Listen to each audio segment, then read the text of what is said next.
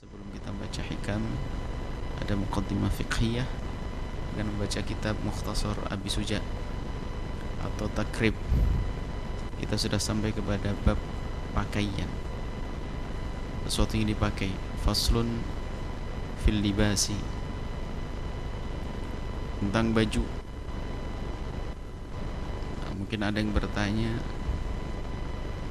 ini penulis, ini pengarang setelah bicara tentang sholat sunnah, kemudian sholat khauf, kok tiba-tiba urusan baju, ini apa hubungannya? Di dalam peperangan itu ada diperkenankan yang semula diharamkan. Misalnya pakai baju sutra, karena sutra itu licin, bisa jadi pedang itu tidak bisa nyangkut, jadi bisa lepas. Maka dan juga untuk menunjukkan kalau dalam peperangan itu orang Islam itu adalah ada wibawa, ada kekuatan. Maka di dalam peperangan boleh menggunakan sutra. Dan juga pegangan-pegangan pedang juga nanti ada, bahkan nanti kalau misalnya ada terluka atau tercederai, misalnya hidungnya ada yang kepangkas, hidungnya, jarinya kepotong dan sebagainya, itu nanti bisa disambung dengan emas. Jadi ada munasabahnya. Maka setelah itu langsung bicara masalah baju. Jadi kalau dalam peperangan boleh seorang laki-laki pakai baju sutra, di luar peperangan tidak boleh. Itu hubungannya. Baik, sekarang kita bahas masalah fil libasi, tentang pakaian. Yahrumu al-rajuli lubsul hariri, haram bagi seorang laki-laki untuk mengenakan pakaian dari sutra yang sesungguhnya. Bukan sutra sintetis, bukan sutra buatan. Ada sutra-sutraan. Sutra yang sesungguhnya diambil daripada ulat sutra. Dan menggunakannya dalam bentuk apapun nggak boleh. Pakai rida, pakai imamah, selagi tidak darurat. Kalau dalam keadaan darurat baru boleh. Itu dalam peperangan misalnya, makanya dimasukkan di sini kemarin salatul khauf. Maka lagi-lagi tidak usah pakai sutra yang sesungguhnya. Kalau sutra buatan, sutra palsu, namanya Pak sutra. Yang dimaksud adalah sutra yang dianggap pada zaman baginda Nabi. Karena ada kain disebut kain sutra, tapi bukan sutra yang sesungguhnya. Wa takhattumu bidzahabi, wa takhattumu haram bagi laki-laki. Apa itu takhattum? Menggunakan khatam, cincin dari zahab, emas. Termasuk di dalamnya adalah segala gelang emas, cincin emas. Laki-laki haram menggunakan itu semua. Wa yahillu lin-nisa'i, dan haram bagi wanita, dan halal bagi wanita. Wa qaliludz dzahabi wa katsiruhu fit tahrimi sawa'un, sedikit banyak sama, yang penting ada emasnya yang bisa dipisah.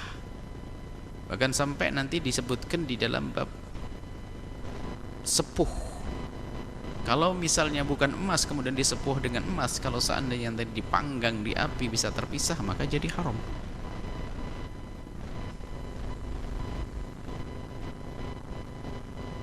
Hadani, yani suatu ketika ada hadis diriwayatkan oleh Imam Abu Dawud rahimahullah taala, Nabi akhadha fi yaminihi qit'ata haririn. Nabi memegang sutra, di tangan kanan sutra, fi shimali qit'atu dhahabin, di kirinya adalah emas, sutra dan emas. Wa qala, dan berkata, hadani, ini dua hal ini, haramun, haram, ala dzukuri ummati, bagi pria dari umatku. Nah, tapi boleh untuk wanita. Halal li inathihim, dan halal bagi haram, halal bagi wanitanya. Boleh laki-laki pakai emas, dipakaikan emas dan sutra jika dia masih kecil, anak-anak. Maka diperkenankan yang demikian itu adalah usia kecil. Baik, tadi cincin emas, emas saja. Tapi bagi pria pakai perak boleh. Kan sunnah menggunakan kita itu cincin dari perak. Cincin selain perak mubah. Sunnahnya lagi diletakkan di kanan. Dan kalau bisa ada fasnya, ada batunya. Nabi menggunakan wakana fasuhu yalil kaf. Dan baginda Nabi mengenakan cincin yang ada matanya, diletakkan di tangan kanannya. Memang kadang kiri, tapi dalam mazhab Imam Syafi'i diambil pendapat kanan. Wakanal kaf wakanal fasu mimma yalil kaffa. Jadi matanya itu di dalam begini. Ini begitu yang dalam riwayat yang disebutkan.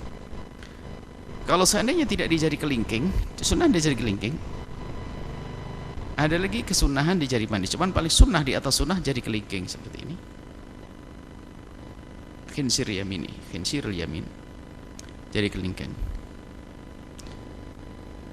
Jari manis termasuk masih bagian daripada sunnah karena tidak ada larangan. Cuman sunnah di atas sunnah ini. Tapi nah Rasulullah SAW Nabi. Yang dilarang adalah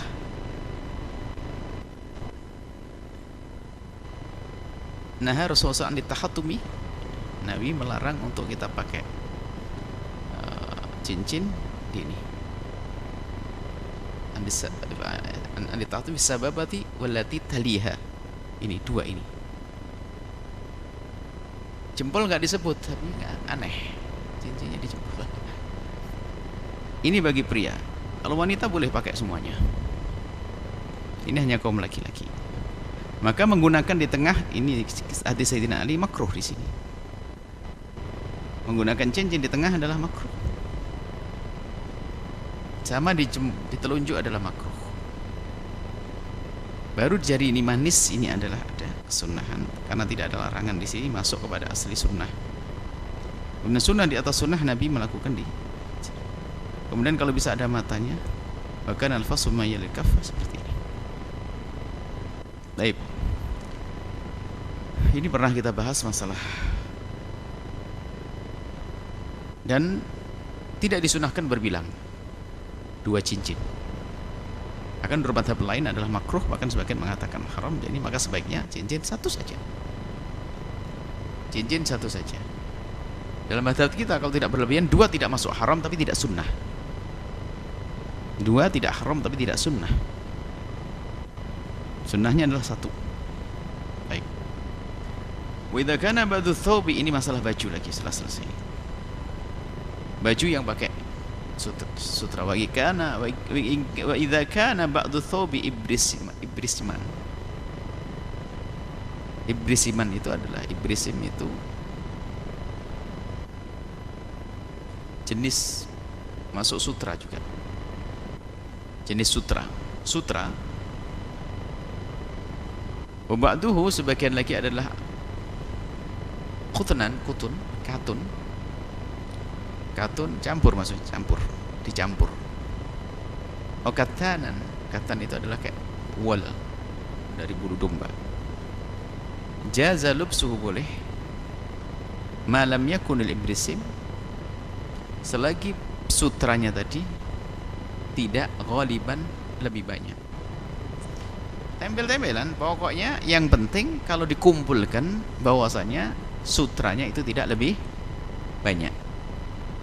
Kalau sutranya lebih banyak haram. Jadi boleh di ujungnya dikasih sutra, bagian lengannya sutra, tapi yang lain tidak. Tapi kalau di jumlah semuanya asalkan sutranya tidak lebih banyak maka jaza boleh memakainya. Sampai di sini insyaallah itu masa pakaian. Dan nanti ada insyaallah, dan sudah pernah kita sampaikan masalah takhattum emas pakai cincin pernah kita bahas, dan nanti insyaallah akan kita hadirkan lagi lebih luas lagi masalah itu insyaallah. Sampai di sini dulu kita dengan kitab Fathul Qorib at-Takribnya.